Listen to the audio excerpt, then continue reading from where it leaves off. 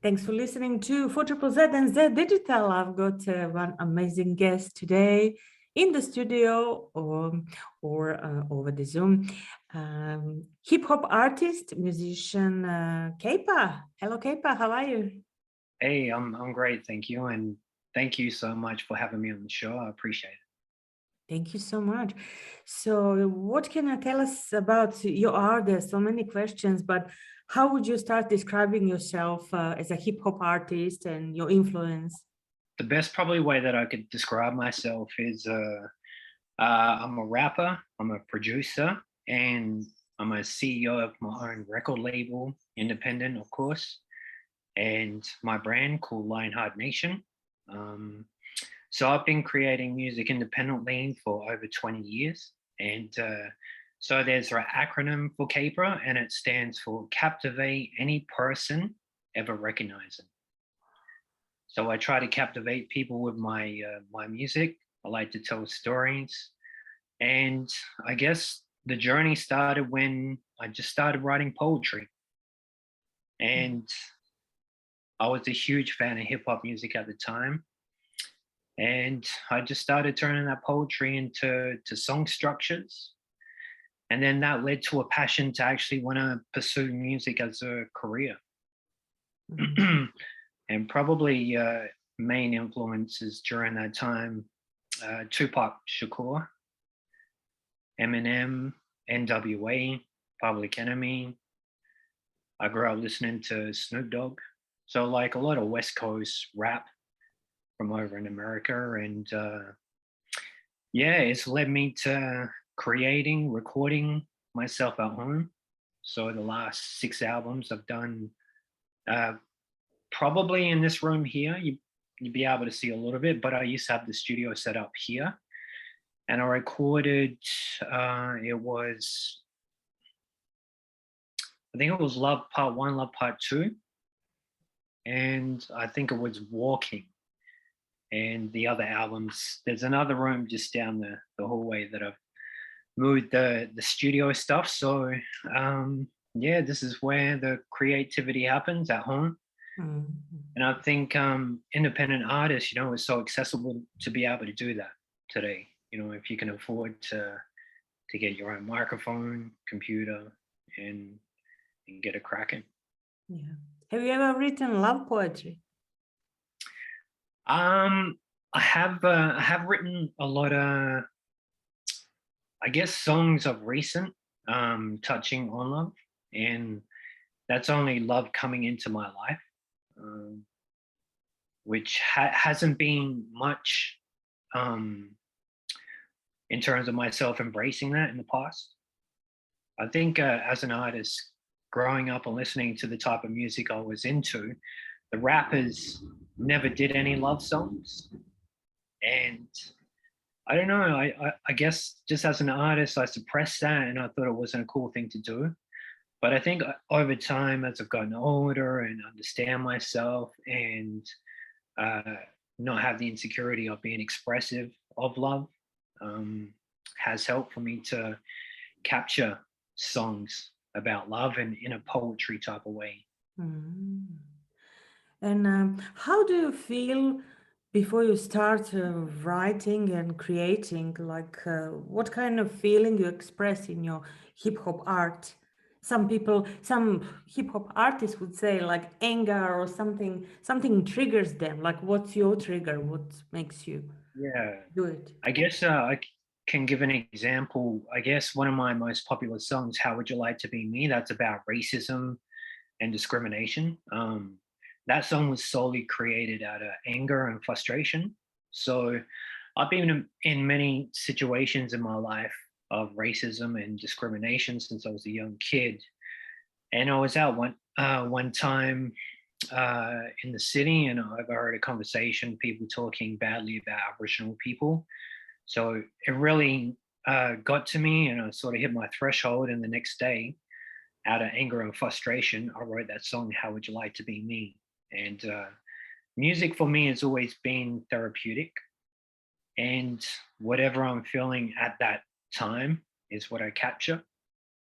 And I guess it's still to this day, every everything I've recorded, there may be some times where I might have some, you know, words written, some ideas, but a lot of the times now when I go into create, I like to listen to the production, the beat, and that triggers the emotion to capture whatever I capture. Yeah, interesting. And now you released your new album called Seven. So tell Yes, us about that process. How did you go, and what was yes. your inspiration behind it? Yeah, so album number seven, 7 songs, and seven is actually my favorite number. So that goes back from, I guess, prior to music, I was a footballer, and I wore the football guernsey number 7. So I thought it makes sense to capture that as a title. But it was a different process doing this last album, this recent album. When I did the previous album, Don't Worry, if you can picture like a wet rag, and when you go to wring it, you know, there's stuff that's going to come out. I thought after the album Don't Worry, everything came out of me and that I wouldn't have anything more left to give. But it just happened to turn out I took a bit of a break after Don't Worry, and uh, found some more inspiration. Just to, again, I don't like to, in terms of production wise, sound the same, like use the same style of beats. So I came across some beat packs that were lo-fi, sort of soul slash drill, and they, I guess, I don't know, it triggered certain emotions, but I found myself procrastinating before the album, second guessing, because after I released Don't Worry, I sort of went through like a little bit of depression, um, because I quit my full-time job, and I invested to be an artist full-time in creating these bodies of work at home and give it a real crack. But yeah, going through so many up and down emotions through the album Don't Worry, it was really telling myself and motivating myself to still keep creating. And I'm blessed to have a supportive partner as well that supports me with encouragement. Probably, yeah, the best way that she has supported, she actually built me the recording booth that I recorded from scratch. So, but yeah, I think the process was really challenging. Trying to I don't know, create different flows and trying to create a little bit of different content, but still keep the element that the core type of music that I put out, which is just an honest narrative. Yeah. And capturing just moments of my time that I'm feeling in that moment. So it was challenging, and even like the mixing process, it was time consuming for me because after Don't Worry, I had to start looking for work again. So I'm now working back at a 9 to 5 job, and I just find juggling those two, it's very challenging. Trying to find inspiration to even be motivated after coming home from working a 9 to 5 job is pretty challenging. So yeah, just pushing myself a lot. And I find having a routine, a good exercise routine to keep my body and mind sharp and motivated has helped. Eating healthy food, and which is what I actually talk about in the album 7. Having these healthy habits and having a set routine to be able to do what you love. How can our listeners find you on socials if they want to listen to your music or purchase some songs? Or Yeah, absolutely. So my music is everywhere online. Spotify is, I guess, the main thing, and YouTube. Got a lot of videos. I've got documentary content. And I just put out a movie to promote the album as well. Just some behind the scenes, I guess, footage that I collated into a short movie. And it's called Passion, Love and Pain. And yeah, so if you want to check out that, it'll give you, I guess, more context in terms of my creation process. But if people want to, I guess, I don't know, Instagram, follow me online. It's official Lionheart Nation. The funny thing is, probably a month ago, I deleted my official caper Instagram and Twitter and everything else. It was a conscious decision because I don't know. I find like as an artist these days, it's less about the music and more about how many followers you've got. And I found that to be a distraction, and I don't know, just a disappointment. You know, when you post and unconsciously don't have people recepting to what you're putting out. So I deleted those. So if people want to follow me, it's on official Lionheart Nation Instagram. What about gigs? Are you planning any gigs? I would love to come to Mm. Brisbane for Yeah. a gig. Would you Yeah, come in like this year? yeah, absolutely. The last time I actually did a gig, when I had the album launch for Walking, and that was probably about a year ago now. So, but that's the thing. I guess during COVID, you know, it has been a process to just try to create as much content as possible because even when I had that album launch, there was only allowed small numbers with capacities, but it was fun, and that was the first time I had performed in a long time. But I would definitely like to perform in Sydney, definitely in Melbourne. I would like to do the whole country, Perth, go to Canberra. It's just a matter of like just building up the repertoire and I guess getting more attention around my music to able to be across more audiences, more fans that want to come and actually see me live. Because you did mention that you enjoyed Brisbane when you visited last time. Yeah, I did. I first came to Brisbane when I worked in a job at Native Title dealing with Aboriginal land rights. And when I came there the first time, I just loved the atmosphere. I loved the weather. Um, I loved the music scene there. I loved the food, the nightlife, and people just seemed pretty chill. So where I'm situated at the moment is Adelaide, and I've been living here for over 20 years now. So, and Adelaide's quite different. It's like a big country town to me. It's pretty conservative. People stick to themselves. I don't know, but I feel like a different energy in Brisbane. I feel like I could fit in more. Well, so maybe one day you might come to our side. Maybe one day for sure. Oh, wow. So, is there anything you wanted to tell us? You did mention you might be talking more about any of your backgrounds or something that you. Yeah. I guess myself as a, I guess if I touch on a little bit more on my journey. So I'm a proud Narungga man. I love being an Aboriginal man, but I don't actually market myself and let that define me as an artist. I know it's a popular thing in this country to be accepted on certain platforms. You have to do that. But the artists that I grew up on, you know, perfect example. I know a lot of people probably don't like him now, but Kanye West is the prime example of never putting yourself in a box and allowing yourself to, you know, just be whoever you want to be and keep evolving and changing. Yeah. So I made that conscious decision.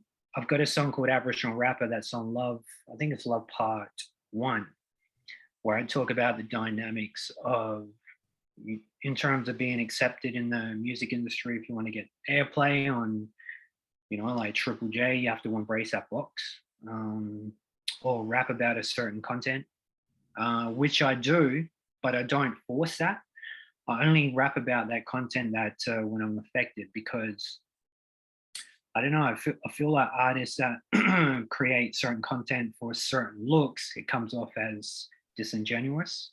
And that's not the artist that I've never wanted to be. So, and it has been more of a challenge, I guess, for myself, getting, I guess, traction in terms of like national airplay on Triple J. But I don't, I've learned to control the disappointment and try to redefine you know, my happiness in small successes, just like dropping the album 7.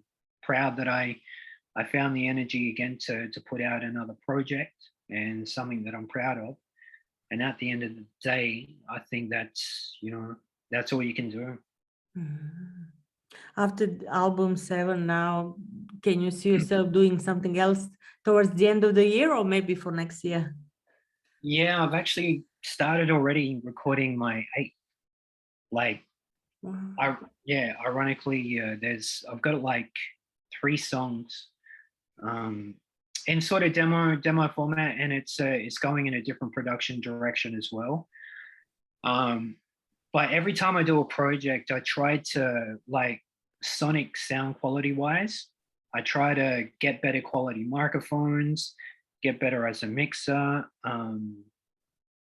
So for this eighth album, I reckon I'm going to get a new microphone. I'm going to get a new preamp, just so I can be up more with that competitive standard, and for people to hear that progression. And that's something I've always tried to, I guess, gain momentum on. And in terms of like mixing, like mastering, it's a whole different element in terms of being like an artist. It takes a lot more time, and um, over time I've gotten better. So I think with the next album, the 8th, new equipment, hopefully skills are better, and people are gonna enjoy the new music when it comes time. Wow, nice. Is there anything you want to do for listeners, just like a cappella Yeah, style? acapella style. Give Okay. us the give us the taste. Okay. What's something acapella? Um, so like of a current release, an Or whatever acapella. whatever you like. YouTube. Okay. Okay. I should know my lyrics by now. Okay, let me I was placed up in this planet to help other followers in need. We in a world full of crap stepping on each other cause they're green. Yeah, like Adonis cream. I fight for legacy. Where I can, I try to give back, especially cause for black. Yeah, culture won't fuck with you if I can sense you as a vulture. Why be in competition with each other? I'd rather salute another brother. I believe if the whole world meditated, nobody would be hated because you'll have more love to give and deal with trauma since a kid. Wow. So that's a verse off of my first song, Out the Bucket, on album 7. Wow. Beautiful. Very. And how hard it is to remember all the lyrics, so much lyrics. I think it's because I sit with the songs for so long, and being that I'm mixing and playing it back, and like when I go to record, it's not the matter of me writing down the lyrics and just getting it in one take. Sometimes I take 20 takes to get a verse perfect, and by that time, the lyrics are pretty much memorized. But yeah, it's all to do with repetition, hearing your music back, and yeah, saying it so many times. Mm. It's what works for me Mm. And Kepa, what would you say to young and upcoming artists that are trying to, break into and starting now doing hip hop or rap? Any anyways. advice? Yeah. So I guess I can put that back to my my brand of Lionheart Nation. We are the kings and queens building our own empires. And anybody that's seen my logo, it's in a, so I've got the triangle that represents where I'm from, which is the Iron Triangle region in country South Australia. That's made up of Whyalla, Puttigassa, and Port Pirie. And in the middle of it is a lion that represents the music that's full of heart and soul. And I've got nation there to reach a nation of people through my messages and my music. So I highly recommend for people to just be their own kings and queens and build your own empire by yourself, because it can be done if you've got the resources and if you've got the willpower. And it's it's a dark and lonely road, Like there's, like I was talking about, there's times where I've been in depression because of lack of traction of success, but you've got to find means and ways of breaking through that and just being true to yourself and just being honest, Yeah, putting out honest music. yeah, true. And just out of curiosity, I was wondering, what's your horoscope sign? Horoscope. So I'm an Aquarius. Ah, oh, I was just thinking, Yeah. are you Leo or not? Because of your lion Yeah, yeah, yeah. Hey, label. I could be in a past life. But Leos are meant to be very strong and very strongly opinionated, yeah. I've Mm. always had that, but it's more of I've got a quieter confidence about me. Mm. You are artistic soul. Yeah. Yeah, yeah, yeah. But Mm. yeah, it's interesting, the dynamics of star signs, for sure. Yeah. Yeah. Thank you so much for your time, Kepa. And if you have to pick two tracks from your album Seven, which Yeah. ones to play after this interview, which one would you like listeners Yeah. to hear? So I would say Out the Bucket. And I would probably have to say um sometimes. Sometimes is actually more. It's the last song on the album. It's a bit of a reflective song on society, and I talk about sometimes we don't always get what we want, and it's the harsh realities of life. And Out the Bucket is pretty much. I don't know if you've ever heard of the crab in the bucket mentality. There's society where people are the crabs in the buckets, and we're all trying to get out. We're all trying to get a better life, but some people will step on other people just to get out. It's a very selfish dog eat dog society. And Out the Bucket, I talk about not stepping on people. Like, you can still get out the bucket, but still have respect for other people and still have belief in yourself that you don't have to burn people to get what you want. It's beautiful, beautifully said. Yeah. Yeah. Okay, so I'm Thank you so gonna. much for having me today.